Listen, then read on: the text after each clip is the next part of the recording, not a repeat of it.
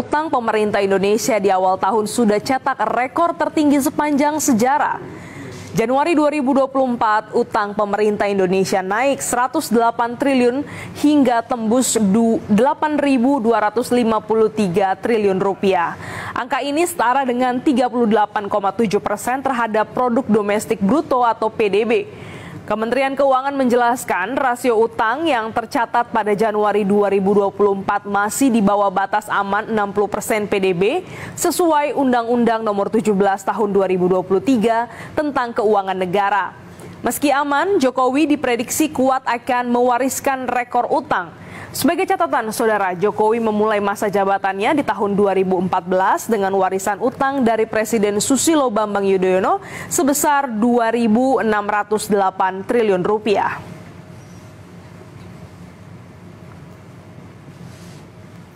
Tapi yang saya sedih, anak saya nggak ada yang mau terusin usaha saya.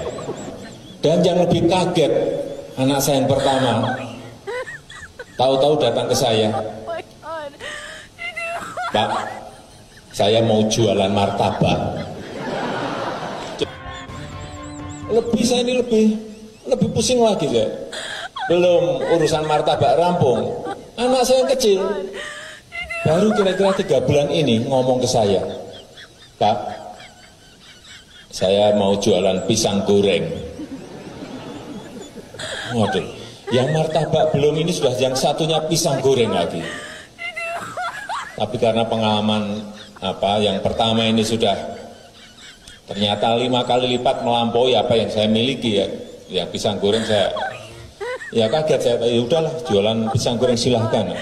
Pola-pola KKN ternyata Jokowi jago secara politis, dia berhasil menundukkan oposisi bahkan tanpa alat pukul.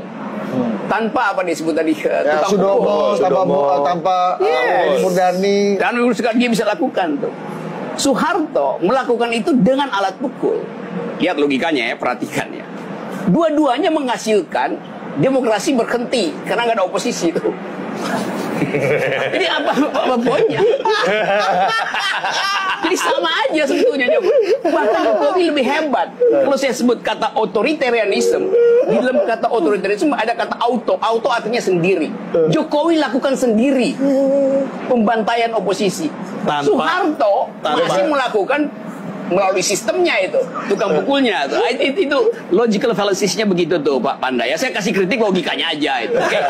Substansinya sama. Sebenarnya sama. Dua-duanya memberangus oposisi. Kalau Anda menuduh Pak Jokowi adalah menggunakan ijazah palsu, buktikan Pak Jokowi itu menggunakan ijazah palsu. Yang bilang, oh kamu yang menggugat, kamu yang membuktikan, salah. Kami sudah menyatakan bahwa ijazah kamu palsu. Sekarang buktikan bahwa ijazahnya aslinya ada. Yang ini tidak pernah ada. Oleh karenanya, ya sekarang akan digantikan lagi oleh anaknya. Anaknya pun tidak jelas juga ijazahnya. SMA-nya di mana? Ada yang bilang di Jakarta, di Singapura, di mana? Jangan-jangan nanti di Afrika lagi. Di Australia. Oh ya di Australia, betul. Nggak jelas juga. Apa ini penyakit keturunan begitu? Jadi di mata saya Jokowi itu adalah pengkhianat, bahkan melakukan suatu kejahatan demokrasi yang dia lakukan. Masa itu kader PDI Perjuangan? Enggak, kita nggak punya kader seperti itu. Kalaupun dia merasa dia sebagai kader, ya silakan aja Anda minggir. Kami tidak mengakui lagi Anda sebagai kader partai. Wah, keras banget pernyataan ini. Tapi tetap saja saya kaget ya. Meskipun beberapa kader PDP yang lain pernah datang ke sini berbicara, ini yang paling keras, tapi tetap saja saya kaget. Tidakkah, kan tidak bisa Anda hanya marah-marah saja, memaki, bahkan barangkali menghujat, kalau kita bisa katakan itu, harus ada langkah. Tidakkah lebih baik memang Anda sebagai partai, ya sudah, deklar saja bahwa Pak Jokowi bukan lagi kader partai. Sebab ini membingungkan sebenarnya, Bang. Tidak bagus bagi kader-kader partai yang lain atau anak-anak kita yang tampaknya ingin masuk pada dunia politik. Loh, ini ada seseorang presidennya dari partai ya, tetapi kemudian pada saat Pilpres itu mendukung partai B dan seterusnya. Itu tidak bagus, Bang. saya ingin ada sebuah pernyataan sikap sebenarnya dari sini yang kemudian kita bisa share kepada anak-anak kita sebagai pembelajaran. Podcast ini adalah podcast pembelajaran, Bang. Oke, bagi orang yang berakal sehat, ya, bahwa itu suatu hal yang mustahil kan, tapi kejadian kan.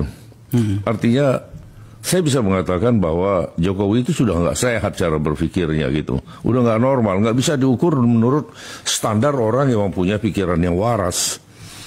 Itu aja jawaban saya. Oke. Saya berpikir akan melemah di ujungnya itu tetap banyak keras. Ini adalah satu kejahatan yang sistemik, ya, yang sudah dilakukan oleh penguasa, dan malah saya katakan saja lah Jokowi, ya, karena semua ini adalah akibat dari ulah, ya, akibat dari satu ya sudah dirancang sedemikian rupa oleh Jokowi untuk menciptakan ini, yang ujung-ujungnya akan membunuh demokrasi. Ini demokrasi sudah di ujung kematian loh, ya. Nah, saya melihat teman-teman yang lain juga melihat hal itu, ya, sehingga tidak ada satupun alasan yang bisa membuat kita untuk tidak bergerak, untuk tidak mencegah supaya agar tidak terjadi hal yang lebih parah lagi. Yang pasti kalau kita diam, ya, maka demokrasi ini akan mati.